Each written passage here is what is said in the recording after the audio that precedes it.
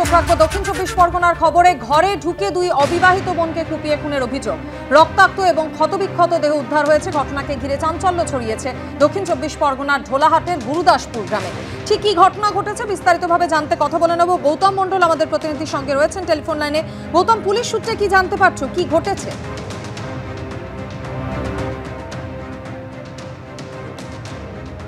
গৌতম মণ্ডলের সঙ্গে যোগাযোগ করার চেষ্টা করছি আমরা। যে খবরের দিকে নজর রেখেছি, দক্ষিণ 24 পরগনার ঢোলাহাটের গুরুদাসপুর গ্রামে ঘরে ঢুকে দুই অবিবাহিত বোনকে কুপিয়ে খুনের অভিযোগ। রক্তাক্ত এবং ক্ষতবিক্ষত দেহ উদ্ধার হয়েছে। ইতিমধ্যেই তদন্তে নেমেছে পুলিশ।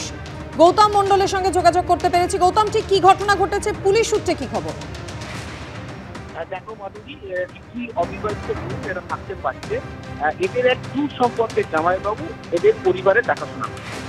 কিন্তু যেটা আজকে সকালবেলা ওদের এক প্রতিবেশী প্রত্যেক দিনের মতো ওদের বাড়িতে যান, তখন গিয়ে দেখেন যে দুই বোনের রক্তাক্ত দেহ বাড়ির মধ্যে পড়ে আছে এবং খুনের যা মোটিভ দেখাই যাচ্ছে যে ধারালো অস্ত্র দিয়ে একাধিকবার কোপানো হয়েছে দুই বোনকে। এখনো পর্যন্ত তারপরে এই খবর চাউর হওয়ার পরে গ্রামবাসীরা ওই বাড়িতে জড়ো হয়েছেন এবং পুলিশও গেছেন। ঢোলাহাট থানার পুলিশ ইতিমধ্যে দুই বোনের দেহ উদ্ধার করে কাকদ্বীপ হাসপাতাল মর্গে এদের ময়না তদন্ত হবে।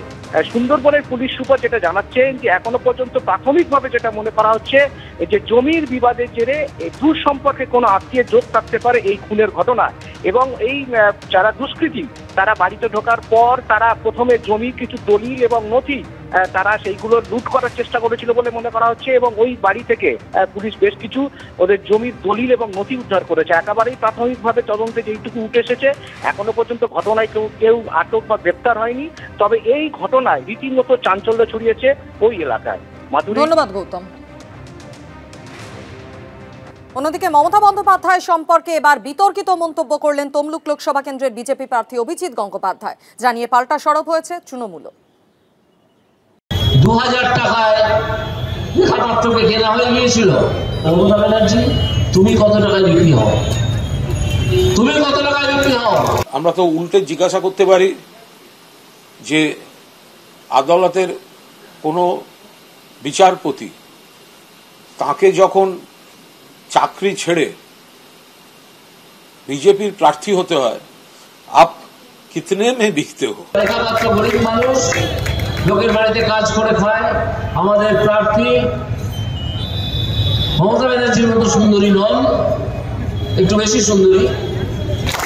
সেই জন্য লেখাপত্রকে 2000 টাকায় কেনা যায়। একজন মহিলা আর একজন মহিলা সম্বন্ধে কি করে এই উক্তি করতে পারেন তা আমরা ভাবতেও পারি না। মমতা ব্যানার্জি মহিলা তো, আমার মনে প্রশ্ন জাগে মাঝে মাঝে। তৃণমূল নেত্রী মমতা বন্দ্যোপাধ্যায়কে আক্রমণ করতে গিয়ে অবসরপ্রাপ্ত বিচারপতির এই মন্তব্যে তুঙ্গে উঠল তরজা। আজকে তৃণমূল বলছে যে সব মিথ্যা। 2000 টাকায় লেখাপত্রকে কেনা হয়ে গিয়েছিল। 2000 টাকায় লেখাপত্রকে কেনা হয়েছিল। মমতা ব্যানার্জি, তুমি কত টাকায় বিক্রি হও? তুমি কত টাকায় বিক্রি হও? তোমার হাতে তো 8 লাখ টাকা তুলে দিলে একটা চাকরি দাও। তোমার হাতে 10 লাখ টাকা গুঁজে দেয় এবং দিয়ে রেশনকে হাওয়া করে দেয় অন্য দেশে। ভারতবর্ষেই থাকে না সে রেশন, তো তোমার 10 লাখ টাকা কেন? অভিজিৎ গঙ্গোপাধ্যায়, আপনি তো সভ্যতার সমস্ত সীমা ছাড়িয়ে যাচ্ছেন। অর্থাৎ এত অসম্ভব খারাপ কথা আপনার মুখে শোনা যাচ্ছে যে মানুষ আপনাকে আর মানুষ ভাবছে না। এগুলো তো আঙুল আপনার দিকে উঠবে। যে আঙুল আপনি তুলছেন অন্যের দিকে, সে আঙুল তো আপনার দিকে উঠবে। আপনি তো বিচারপতির আসনে বসে আপনি তো বলে দিয়েছেন যে আপনি কাদের সাথে কথা বলছিলেন, কাদের সাথে আপনার বার্তালাপ হচ্ছে। 25 মে ষষ্ঠ দফায় ভোট তমলুকে। তার আগে বিজেপি প্রার্থীর মন্তব্যে ফের বঙ্গ রাজনীতিতে ভাষা নিয়ে বিতর্ক দানা বাঁধল। বিটন চক্রবর্তী, উজ্জ্বল মুখোপাধ্যায়, সন্দীপ সরকার, এবিপি আনন্দ। হুমকি অভিযোগ সংক্রান্ত মামলায় আপাতত স্বস্তি অভিজিৎ গঙ্গোপাধ্যায়ের। আগামী 14 জুন পর্যন্ত তাকে রক্ষা কবচ দিয়েছে কলকাতা হাইকোর্ট। আর এই ক্ষেত্রে অরবিন্দ কেজরিওয়ালের অন্তর্বর্তী জামিনের রায়ের প্রসঙ্গ উল্লেখ করে বিচারপতি বলেছেন, যার বিরুদ্ধে অভিযোগ উঠছে তিনিও প্রার্থী, তাই একই সিদ্ধান্ত নিতে হচ্ছে। লোকসভা ভোটের ফল বেরোনো অবধি স্বস্তি তমলুকের বিজেপি প্রার্থী অভিজিৎ গঙ্গোপাধ্যায়। তার বিরুদ্ধে 14 জুন পর্যন্ত কোনো পদক্ষেপ নেওয়া যাবে না। বৃহস্পতিবার এমনই নির্দেশ দিল কলকাতা হাইকোর্ট। দিল্লির মুখ্যমন্ত্রী অরবিন্দ কেজরিওয়ালের অন্তর্বর্তী জামিন সংক্রান্ত রায়ের প্রসঙ্গ উল্লেখ করে বিচারপতি তীর্থঙ্কর ঘোষ বলেন, এক্ষেত্রে মামলাকারী নিজেও প্রার্থী, তাই আদালত একই সিদ্ধান্ত নিচ্ছে। 4 তারিখ বিজেপি প্রার্থী অভিজিৎ গঙ্গোপাধ্যায়ের মনোনয়ন জমা ঘিরে তমলুকে তুলকালাম বাঁধে। তমলুকের হাসপাতাল মোড়ে তৃণমূলের প্রাথমিক ও মাধ্যমিক শিক্ষক সমিতির উদ্যোগে চাকরিহারাদের নিয়ে ধর্ণা অবস্থান চলছিল। অভিযোগ, সেখানে অভিজিৎ গঙ্গোপাধ্যায় শিক্ষক সমিতির সদস্যদের চাকরি বাতিল করার হুমকি দেন।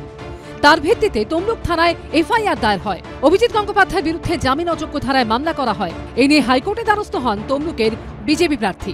বৃহস্পতিবার সেই মামলায় অভিজিৎ গঙ্গোপাধ্যায়ের আইনজীবী সওয়াল করেন, বিজেপি প্রার্থীর বিরুদ্ধে আনা যাবতীয় অভিযোগ বাতিল করা হোক। পাল্টা রাজ্য সরকারের আইনজীবী কিশোর দত্ত বলেন, হসপিটাল মোড়ের কাছে পদযাত্রা নিয়ে যে ঘটনা ঘটেছে সেটা অস্বীকার করা যায় না। পুলিশ দেখে ধর্তব্যযোগ্য অপরাধ কিনা, তারপর এফআইআর করা হয়।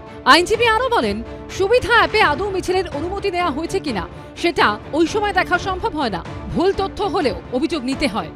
বিচারপতি তীর্থঙ্কর ঘোষ তখন বলেন, বিষয়টি খুব লঘু হয়ে যাচ্ছে। একবার বলছেন ধর্তব্যযোগ্য অপরাধে এফআইআর করা হয়, আবার বলছেন ভুল তথ্য হলেও সেটা গ্রহণ করবেন। তখন অ্যাডভোকেট জেনারেল বলেন, অভিযোগ নেওয়ার সময় এটা দেখা সম্ভব হয় না।